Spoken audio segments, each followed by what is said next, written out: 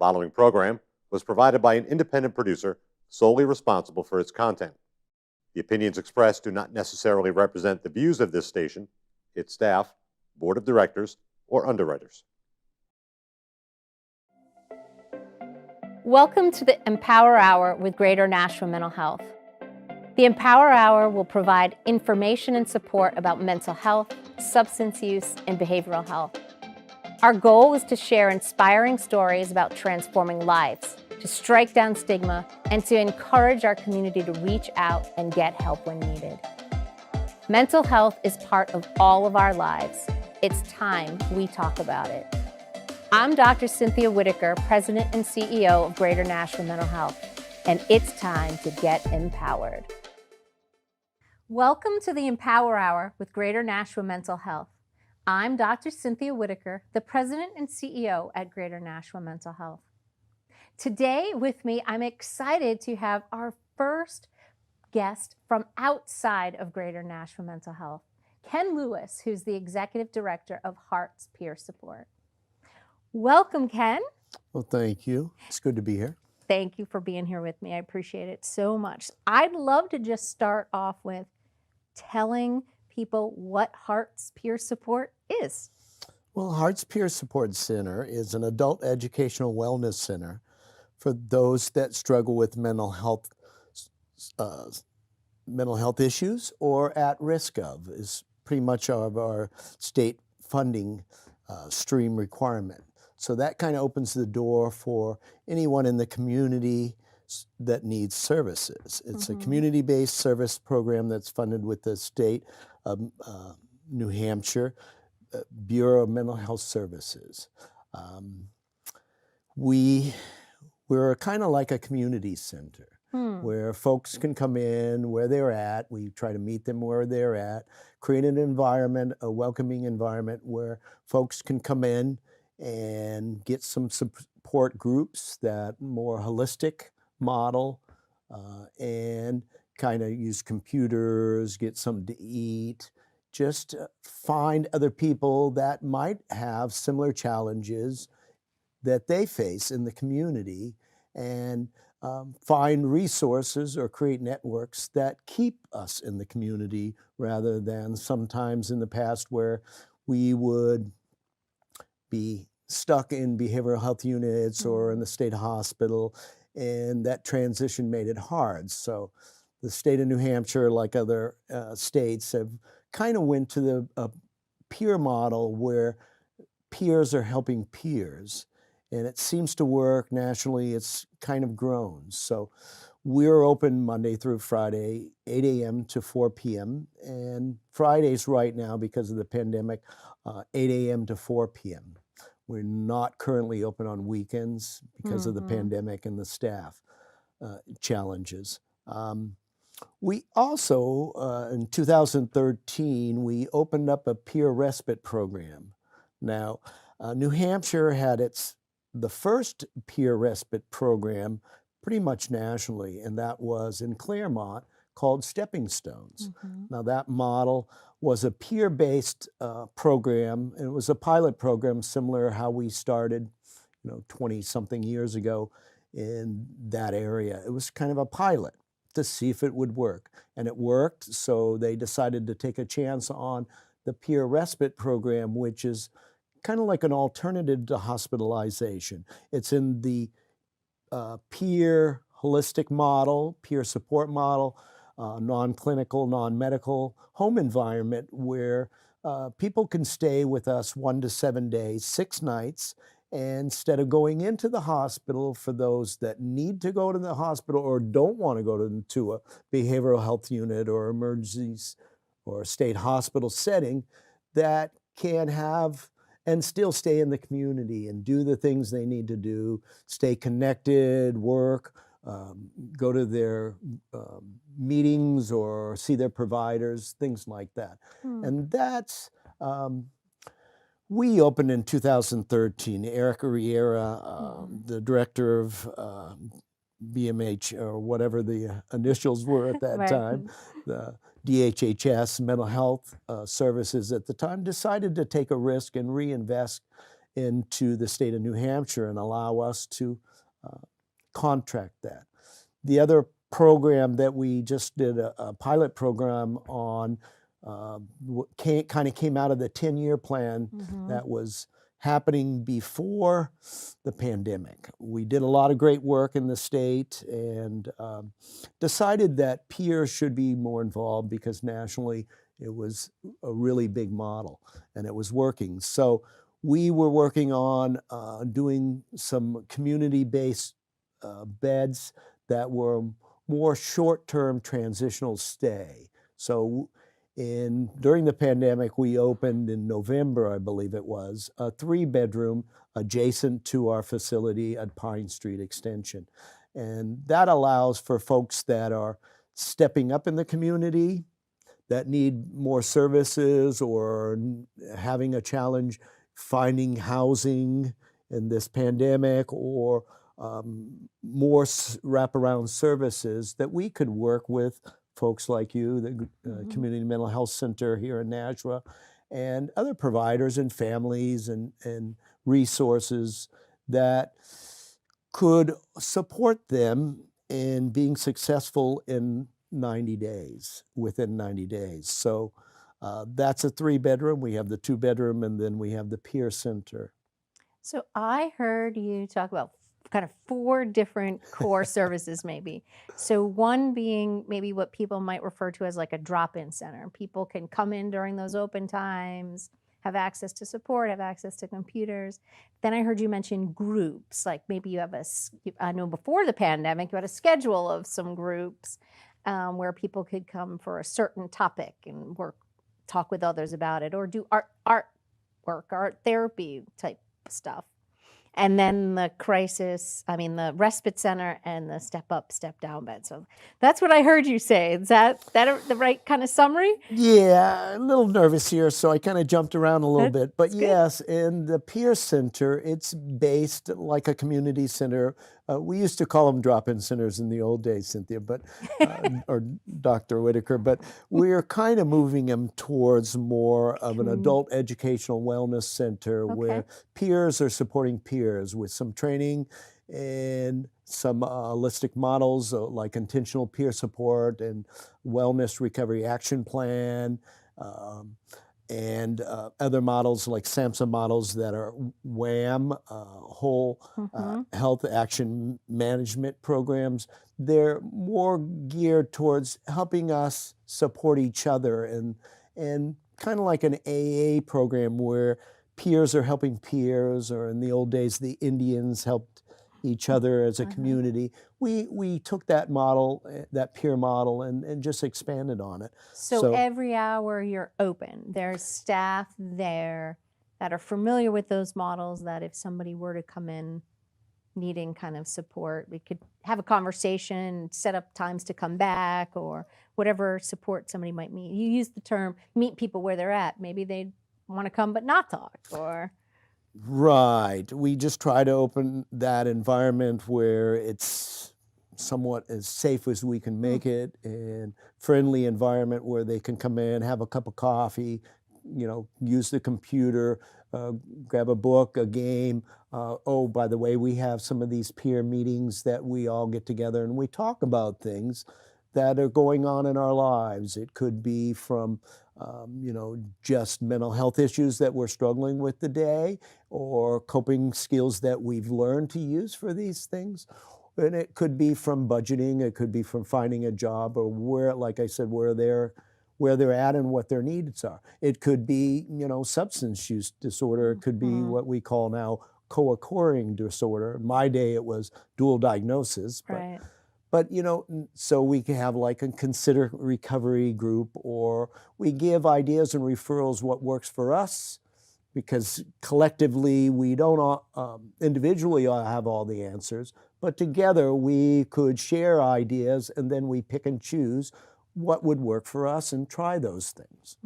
So we try to, then we have some social hours that we kind of structure it, but kind of loosely structure it so people can kind of do what they want when they want, and that's not forced.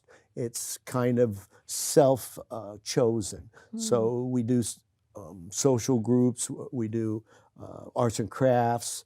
A lot of the folks were liking making paintings and hanging them up, or they would do puzzles and glue them together, and we would frame them. And then it was becoming more of their center, because we want a total buy-in of peers to say this is part of their center. And then monthly we have a members meeting where they help us decide what the structure of the programming would look like. What would they like for like monthly educational groups? We want Greater National Mental Health Center to come in and talk to us about the new mobile crisis center next door to us. How's that looking? What's that going to look like and affect our community? Things like that. So what are the rules or what we call house agreements? What does that look like? Do we need to pandemic kind of change that and add things like screening, wearing masks, having conversations about making those decisions together? What the word I would use is like co-create, it sounds like, right? Correct. Like it's not that you as the executive director or the other staff are making the decisions, but all of the members are coming together and having voice in what programming happens, or what they'd like to see more of, or maybe what they'd like to see less of, Right. or those kinds of things. How exciting. Yeah, all inclusive kind Yeah. of thing, you know, and it's something that most of the time when folks come in, they say, wow, am I supposed to do this? Am I supposed to do that? And we say, no, it's more of a relaxed atmosphere. So it's kind of a acquired learning process for folks to say, wait a minute, I have a choice in some of these decisions. And I think it helps them become a better patient or client for you guys or in the community. It helps them get confidence where they can make decisions and become active members of their community. So you're speaking to, I think, a couple of the reasons why you have the honor of being the first non-Greater National Mental Health staff person here. One was what you were just speaking to is certainly empowerment, right? And you know the whole idea of the show is the Empower Hour. Our mission is about empowering people.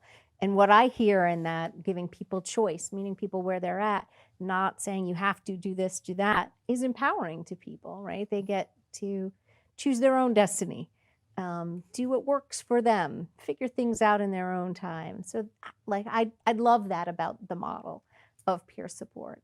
And then you were kind of hinting towards some of another reason there is that there really is a need for both services that the mental health center provides by providers and treatment, and true support from peers. And so we've really created a collaboration between the Community Mental Health Center and the Peer Support Agency. And I think that's what I really wanted people to hear about and learn about kind of today, is just why that's important. So I don't know if you have an opinion from your standpoint why that's important before I can jump in too. Well, I think we're blessed in this region 6, in the Greater Nashua area, in the mental health silo, is that we do have a relationship. And I think the state's idea is that we all work together. And, you know, it's like life. There's struggles and there's challenges with those relationships and those bridges. But I found, you know, coming from the mental health world or the professional or clinical world, that bridges are very important and relationships are very important. So, like I said, we're very blessed in New Hampshire and Nashua, and you know, I've known you for years. So it's been an advantage for us to know our providers and be close to our providers, and having a good relationship where we can work together, because it's the old philosophy is it takes a village to raise a child. Exactly. So to me, I don't know, that gets me very emotional, because it it is the philosophy of peer support, and it's the philosophy of humanity is Right. in community. And Right. you see a lot of that these days where there's a lot of division. But I just want to stay in my lane and create something in our community. Hmm. And, you and I have worked together for many years. And, at first we did, I think Greater National Mental Health Center did a pilot program with SAMHSA on mental health and wellness and physical wellness. They figured, oh, wait a minute, the head and the body are connected. Right. And what affects physical health affects mental health. And what affects mental health affects your physical health. Indeed. So that was a great pilot program that you guys received. You worked hard to get it, and then you included us. Right. And that was a great, probably the first major step for us in our relationship. Yeah. I remember co-leading smoking cessation groups. Yes. Myself as the clinician alongside a peer support staff from Hearts. Yeah. And then there were other parts of the study as well, or of the grant that Hearts was part of, like a walking group and other things. Walking group, the Y, we would take them to the Y. Right. If the weather wasn't good, we were blessed to be near the Mines Falls, so we got all the trails. And you brought in a dietitian for Right, us, yeah. and that really changed us to the blessing of those, a particular model, pilot program like that is we try to keep that Mm-hmm. in-house, even though we'll probably never match the quality of that professional that the dietitians that came in during those times. We kept some of those recipes and that concept that, hey, we want to do cooking groups, we want to do nutritional groups, we want to talk about the value, because most of us, we have shorter lifespans because of medication or health, secondary challenges with our health. So it really means a lot and to have that value and that concern and that shift of way we look at things and changing our habits to be more positive and healthier. It's a great example of the importance of both models coming together in collaboration. Because had we, for example, done that SAMHSA grant all on our own and not included you, our reach into the community would have been much less, or even our impact on certain individuals would have been much less, right? We would have served them during our therapeutic hour or, during group therapy, and then hopefully they were getting support elsewhere or from other staff, maybe functional support services or our community-based staff coming in.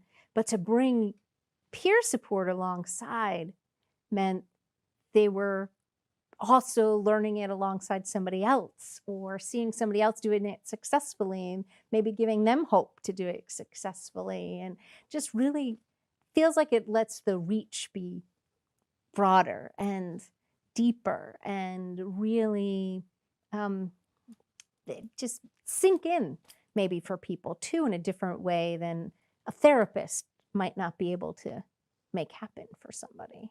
Right. It's to my feelings the same way, is that it impacts a greater audience. And if we've created this community, sense of community where we get 30 people a day, then why not work together? You guys do great things with your individual groups, and people talk about them and share them and give them as resources for others to be involved in those.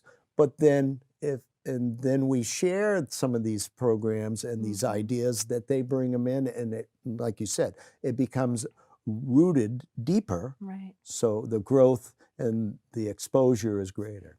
Right. And certainly we want a healthy community, as much of a healthy community as we can have.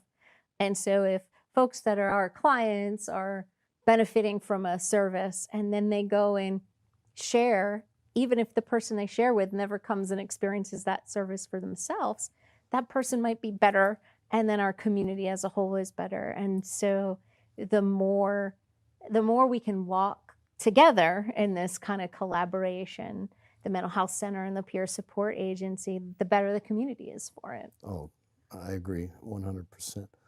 You know, I mean, even if the second person doesn't engage in those services, the word of mouth is a lot of the time we take information and then we share it.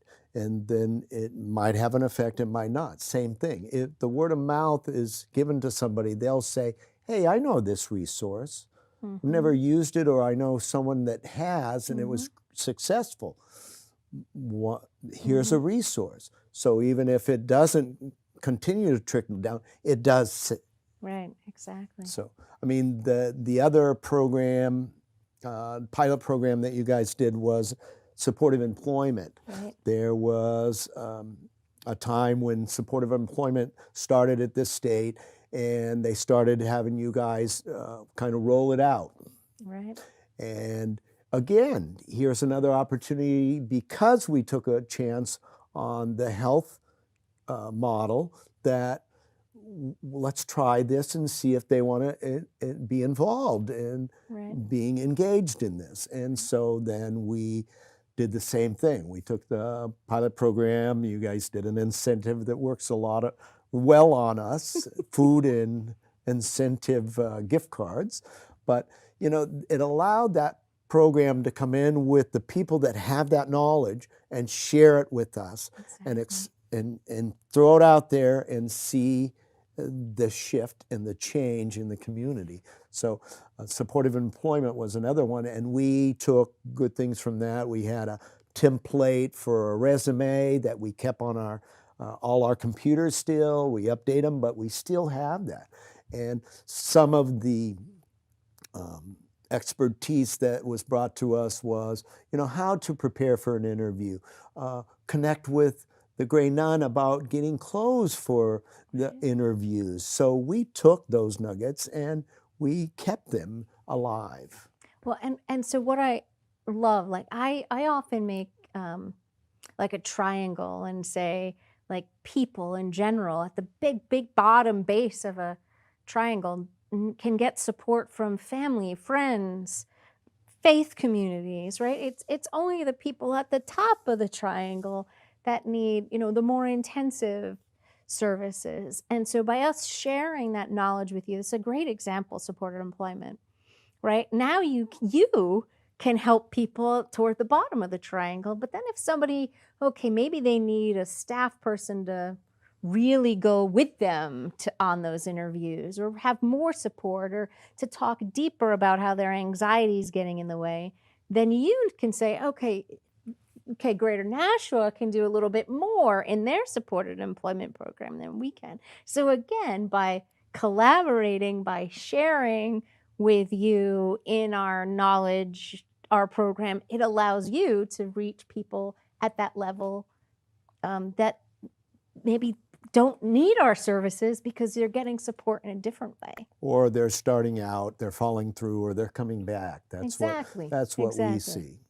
Yeah, exactly. People coming in the door, they don't know anything about it. So using that value to say, oh, here's what we have, and this is where we learned it. These are the resources in the community. If you need more, it's there if you need it. This is where it's at. Yeah. And those were very successful programs, which is why, you know, flash forward to not too long ago when we started to want to hire peer supports within Greater Nashua.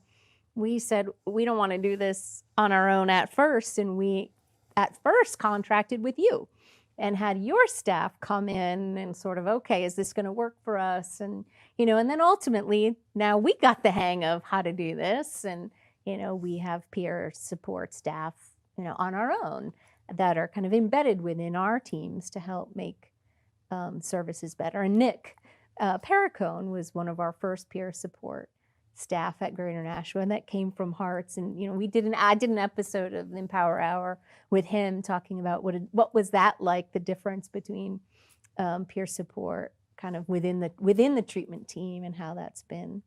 So, yeah. Yeah, it's like, you know, breaking the ice and taking what we call the healthy risk, you know, and because sometimes we fear change. And No. don't we all?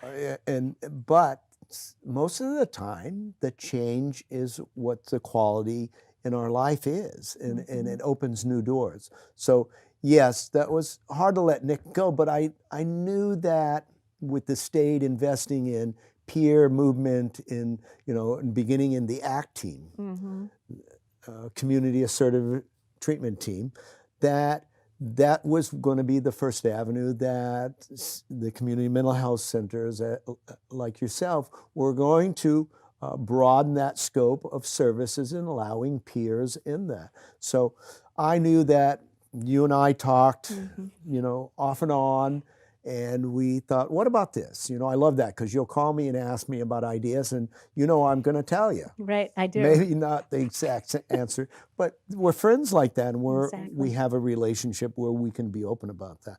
And so I knew that if I had to think of the future of peer support and the future of our relationship and what it has been and where it's going, and I knew that if I agreed to train these folks and give you some good quality folks that would transition and continue to have the conversation with them, prepare them, and because that's our final outcome is to be productive members of society. Absolutely. To be at the center for as long as you need it.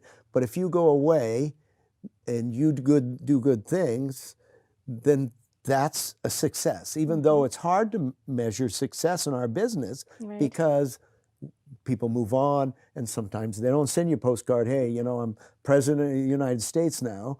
They don't tell you these things, but you hope that if you lay out the road that these things and these opportunities will happen. So that was a great big step for the movement of peers in the greater Nashua area. Right, and again, it was a collaboration and a change that ultimately was good for the community and the clients, right? Especially our assertive community treatment ACT clients.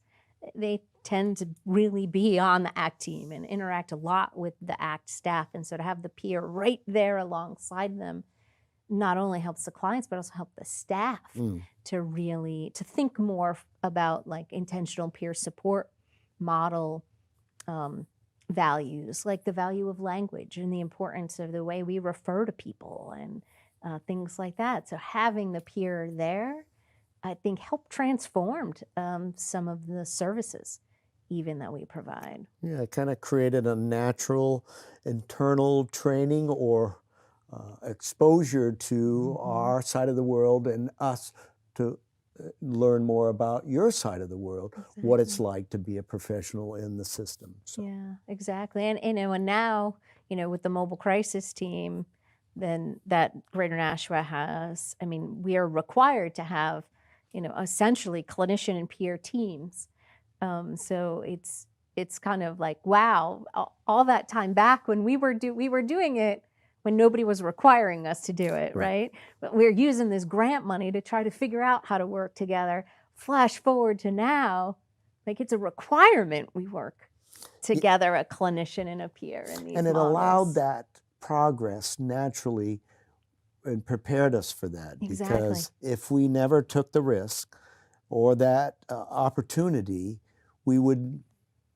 sometimes we get dealt some programs and we're behind that's kind of the cart before the horse process, where we're not really prepared, where this was okay, we've done this before, we've seen that it worked, it's exposed to our staff, the clients, the peers, so we've laid it out. Now there's this big program in the community that's going to make a big difference in the whole state. And, being the third program to roll out here, or, third or fourth, you kind of took it over, thank God. That's for another story. But, it allowed that natural flow of the working relationship with the professional and the certified peer specialist. Right. And I think because of the relationship between Greater Nashua and Hearts, our staff have seen the success of peer support as well. And so it's no big deal adding a peer because we've seen it work. I think for me, one of the biggest differences, and I think one of the things that sometimes causes clash between the two is the language we use, right? A lot of provider or clinical language is somewhat negative, right? Like everybody has a diagnosis and, we talk about these treatments, and whereas I know, part of intentional peer support model is, it's the language the person wants to use. It's really being mindful and respectful in our language and not saying things like, that's schizophrenic, right? But that person who has a diagnosis of schizophrenia, because they're a person and they're much more than their diagnosis and things like that. And I think the provider world is better for it, for that influence from the peer world, because I think peers coming together allowed for that advocacy and language change to happen in a way that one-on-one maybe wasn't having the impact that it's had. Yeah, I agree. I mean, there's been a big shift. Yeah. And I forget the term where I don't know, it's not altruistic, but some kind of shift where you see things different and it just naturally heuristic, yeah. Yes. Yeah. So it's kind of like that, because in the past it was, when we first started, it was like, oh no, here's another program in the community. It's competitive. You're going to bill Medicaid, and then we're going to, are we going to be competitive on the services that we provide? And no. We're more adjunct Yeah, to absolutely. your services, and we'll enhance the possibility of enhancing each other to create more of a community-based services by working together, where, like I said, there was a challenge at first, and so that took a long time. But I think realizing that, okay, we're in this together, and then we look at it with an open mind as a positive thing or an opportunity, that really did change the ideas and the whole vision for the whole thing. And there are plenty of people who come to the peer support center that are not connected to Greater Nashua. Right. And maybe they have other providers, maybe they're no longer in treatment or not yet in treatment, or whatever their individual story is. And that's okay. Like you say, you meet people where they're at. You don't require them to be in treatment, anything like that, though you will tell people success stories of your own. Kind of reminds me of like the idea of like, I'll tell you my testimony and my story, and what can you learn from it? And then, you take what you take based on what resonates or, works for you. Right. It's like NAMI's version of speaking in your own voice. Yeah. It's allowing the empowerment of the individual to, years ago we came up with the term patient-centered services. Right. And that was probably the shift to prepare ourselves for peer services to be included into the clinical world or the professional world, because without those little subtle shifts, right, we wouldn't be where we are today. Yeah, patient-centered, it's kind of like the theory that got us to where we are today, right? Because it's not about me as the professional, right? It's about making the life of the patient better. And so in order to do that, I have to hear you, see you, hear your story, and know what's true for you. People are not broken legs that you just put in a cast and they get better, right? They're much more individualized than that, and we're certainly much more complex. And so it takes a team. Yes. It takes a team. It's a journey. It is a journey. That's for sure. So what excites you about the future when you think about, okay, so here how we we've come. What do you think's next for a next iteration of peer support alongside community mental health? Or Well, I'll start from the beginning before I go too far into the future. But I'm excited about mobile crisis. We talked, and our last little collaboration was we want to talk to the landlord. We want to see about expansion for Greater National Mental Health Center. Can we provide some services, expand services over by you guys? right. There's always challenges with landlords, but you were able to kind of put in a mobile crisis response team where it was a major challenge. It was kind of not working out well for us in our community. So you've taken that, you took a healthy risk, you came over near us to a community that seems to be a magnet for people needing services or drawn to that area, either beginning or in the middle or being reconnected to services.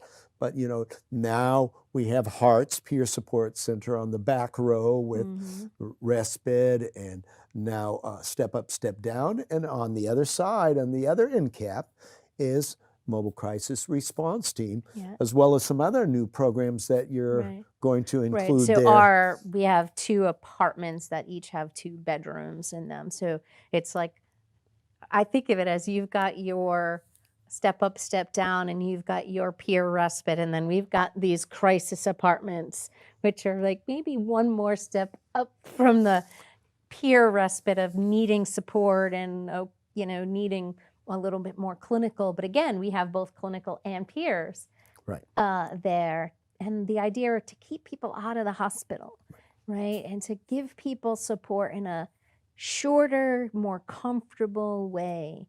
And that then allows them to get back to doing life without us as much as they need after that. Yeah. Right. So the biggest challenge, I guess I was roundabout way, was the biggest challenge for the future for me is, and it's always been in the past several years, is the emergency room. Yeah. There's the challenge with the private sector and the in the hospitals. Working with them, we were in a program that worked on all the big providers getting together and kind of forced us to be at the same table and come up with some ideas. So I think that opened up some good avenues of communication with the private sector and the bigger hospitals and the emergency rooms. So now you'll see them where they're doing little pods of behavioral health unit pods or in the emergency rooms, which is good. And then, to me for the future is to see the buy-in with Greater National Mental Health Center and peers. It doesn't matter if they're your peers or our peers, as long as there's that model in there to help those challenges in the emergency room. Mobile crisis is the biggest dynamic we have now for the alleviation of that challenge. Access, mobile crisis response team working with the police or any providers or first responders to see if we can have more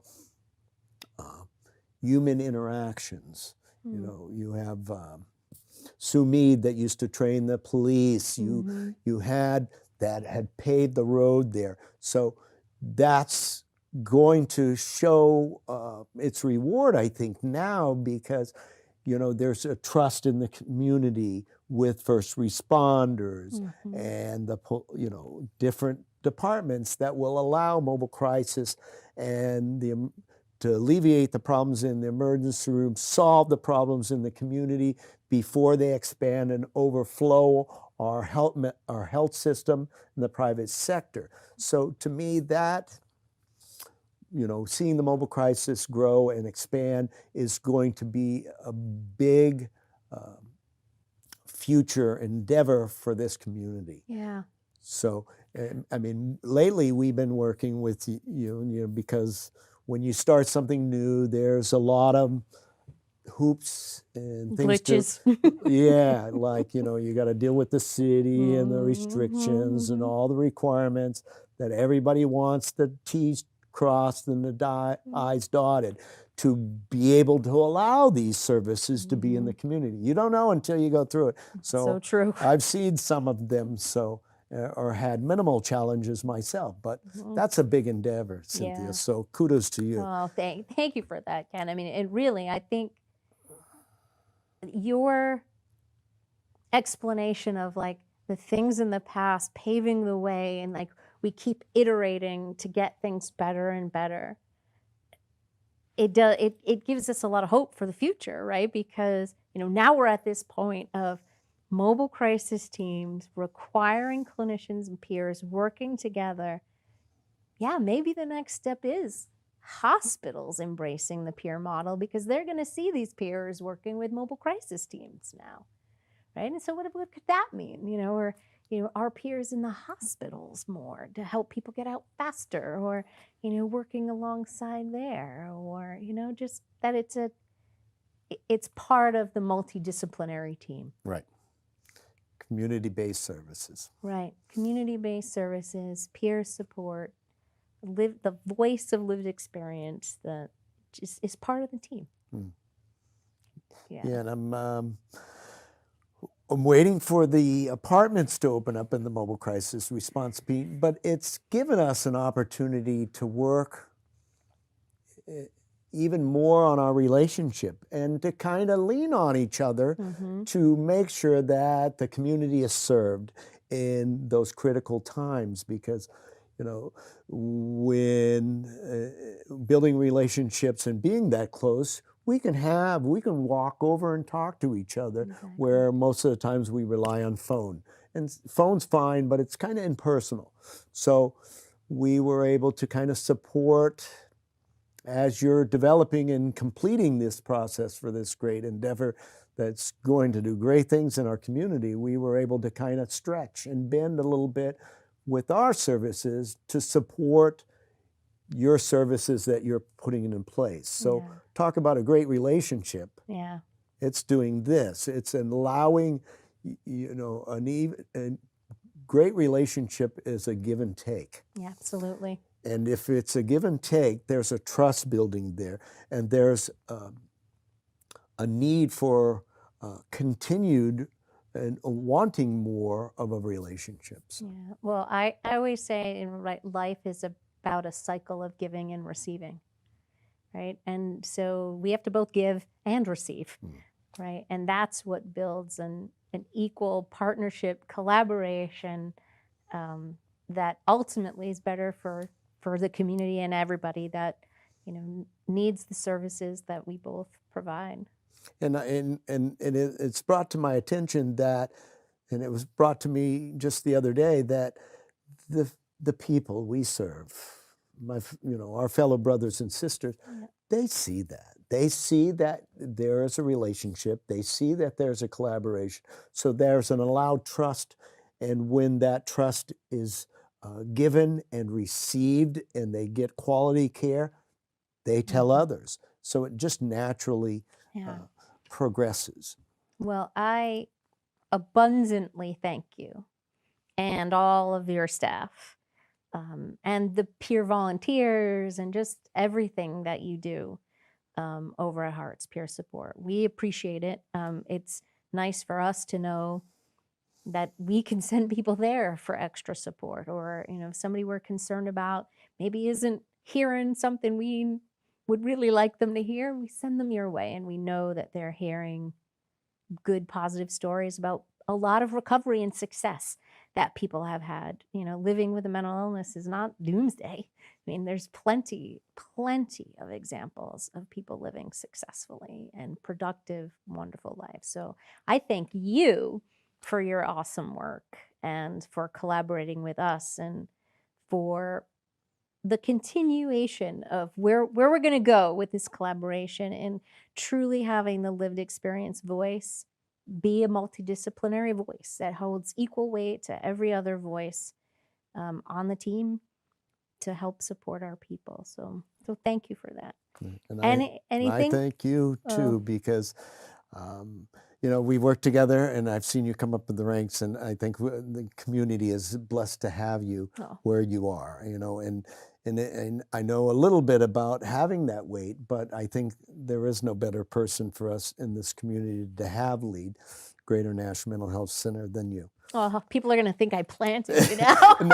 and that service goes both ways, It because sure does. if we need help or professional or clinical help, and someone comes in and they're in distress and we can't, you know, peer support doesn't always work. Sometimes we need, Yep. that's why together Together we're better. we're better. So when we need help, you're right there to help us too. So Yeah. the feeling is mutual, sister. Yeah. Well, and you know, I think thinking about a nugget of empowerment, if I were to think about what I think is an important nugget out of this conversation, it's that we become better ourselves, or we can be better empowered when we don't do things alone. There's Right? power in numbers. It's okay to ask for help. It's okay to say, hey, I can't do this on my own, or I could do it better if you walked alongside me in it. And there's empowerment in that, because I can be better when we're together. Excellent. So thank you for being here with me today on Empower Hour. And thank you for watching our show. And I hope you have an empowered day. The preceding program was provided by an independent producer solely responsible for its content. The opinions expressed do not necessarily represent the views of this station, its staff, board of directors, or underwriters.